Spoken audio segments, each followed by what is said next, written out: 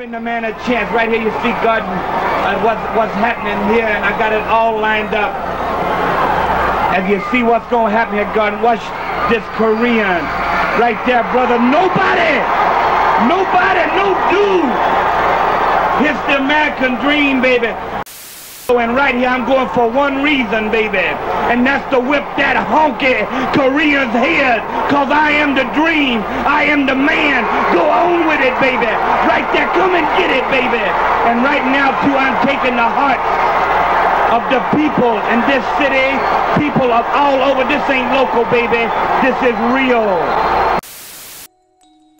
Before Dusty Rhodes was the American dream, before he was the son of a plumber, beloved by the working man, the voice of blue-collar America, he was just another wrestler trying to get over.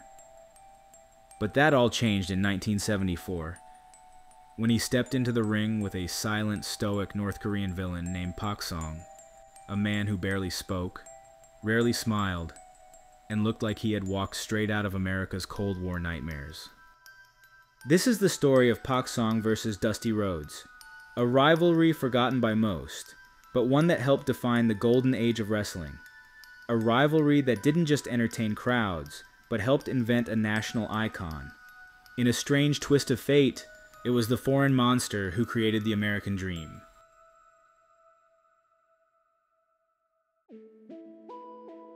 Information on Pak Song is sketchy at best. It's widely claimed that he was born in Korea in 1943.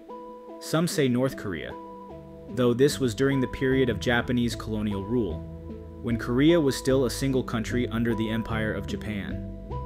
The truth is, we don't know for sure where Pak Song was born, or even much about his life before wrestling. What we do know is that Pak Song began his wrestling career in 1966 in Japan, having been trained by Kintaro Oki, better known to Western audiences as Kim 2, a major Korean wrestling figure in Japan.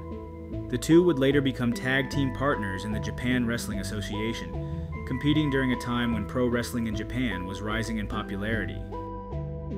By the early 1970s, Pak Song had transitioned to the American wrestling scene, where he was repackaged for southern US audiences as a North Korean martial arts menace, a heel designed to stoke Cold War fears. In 1972, Pak Song made his debut for Championship Wrestling from Florida, where his persona was fully realized for American audiences. Portrayed as a silent, dangerous martial artist, he was dubbed the Korean Assassin, a name that carried both mystique and menace in an era steeped in Cold War paranoia. Television segments showed him breaking wood and even cement blocks with his bare hands, reinforcing the idea that he wasn't just a foreigner, he was superhuman. Pak Song was afflicted with Marfan's syndrome, a genetic disorder affecting connective tissue, often resulting in elongated limbs and distinct facial features. It's a condition sometimes confused with acromegaly, the same that gave men like Giant Baba and Andre the Giant their towering, almost mythic stature. In the wrestling world, such a look was a commodity, and in Pak Song's case, it added to the aura of menace promoters eagerly exploited. Managed by the infamous Gary Hart, who specialized in bringing foreign monsters to southern territories, Pak Song became a reliable heel. He wasn't flashy or theatrical, he was controlled rage, and in the conservative wrestling territories of the South, especially in Florida, he was exactly the kind of villain who could stir a crowd into a frenzy. But he wasn't just there to be hated, he was there to make someone else into a hero.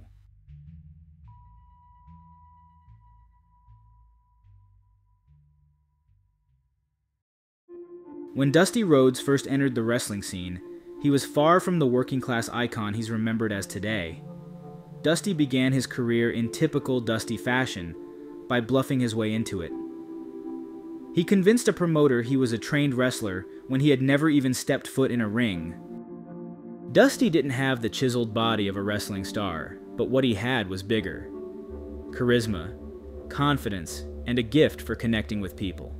He first gained attention as one half of the Texas Outlaws, a hard-hitting, barroom-brawling tag team alongside Dick Murdoch. Later, he made his way to Florida, joining an old friend, Gary Hart, in a heel stable, portraying a cocky, flamboyant villain with a swaggering southern drawl. It wouldn't be long, though, before a monster would bring out the hero in him.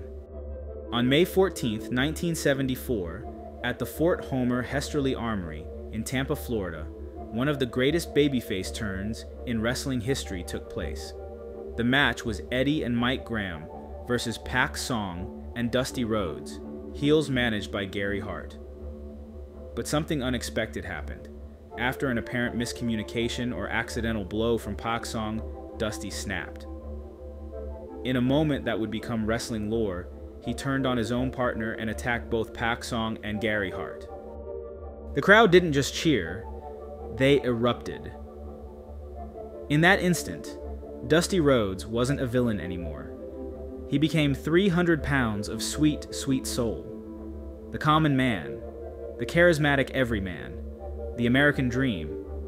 That single moment launched his career into the stratosphere and cemented his place as one of the most beloved faces in the history of the sport.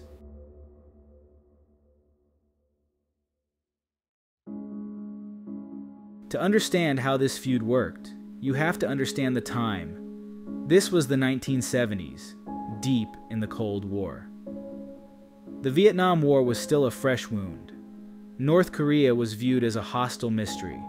Martial arts were still seen as foreign, exotic, even threatening. Wrestling took all of that tension, all that fear and othering, and turned it into drama. Pak Song was part of a long tradition of foreign monsters in American wrestling. Russians, Iranians, Japanese warriors, Arab oil barons.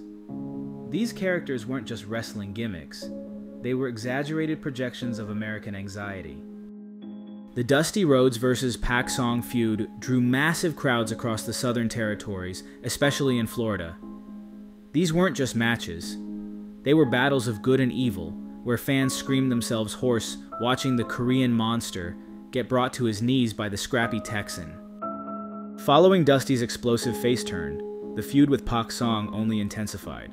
They went on to battle in a series of brutal, bloody bull rope matches across the South, a violent spectacle that drew massive crowds wherever it went.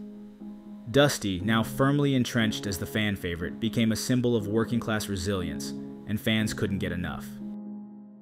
The matches weren't just fights. They were showdowns between good and evil, between the American dream and the foreign monster.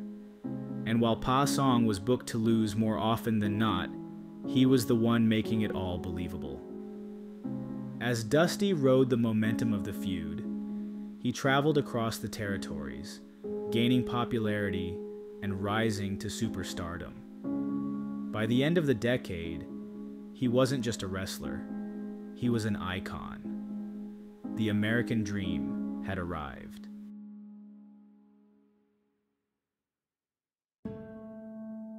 Yet despite its cultural significance at the time, this rivalry has mostly been lost to history. Unlike Hulk Hogan versus Iron Sheik or Ric Flair versus Ricky Steamboat, there aren't many glossy documentaries or Hall of Fame packages highlighting Pak Song. Part of it is timing. Pak Song passed away in 1982 at just 39 years old. He never got the long career or nostalgia tour that other legends did. He wasn't a promo guy, didn't speak much English on camera, and was never allowed to be seen as a man, only a monster. There's a bitter irony in this rivalry's legacy. Pak Song was an immigrant, a man who came from a divided homeland, crossed borders, trained in Japan, and eventually carved out a living in America by pretending to hate the American dream. He was a part of that very dream. Every great hero needs a great villain, and Dusty Rhodes, as beloved as he became, might never have become the American dream without Pak Song standing in his way. At its core, this rivalry was classic storytelling, the brash Southern heel finding redemption, the foreign menace looming large, the crowd desperate for someone to believe in. But in that simplicity was something electric. This was the feud that gave birth to the American dream. Not just the nickname, but the mythos. From packed Florida arenas to bull rope matches across the South, Dusty vs. Pak Song captured everything that made wrestling larger than life.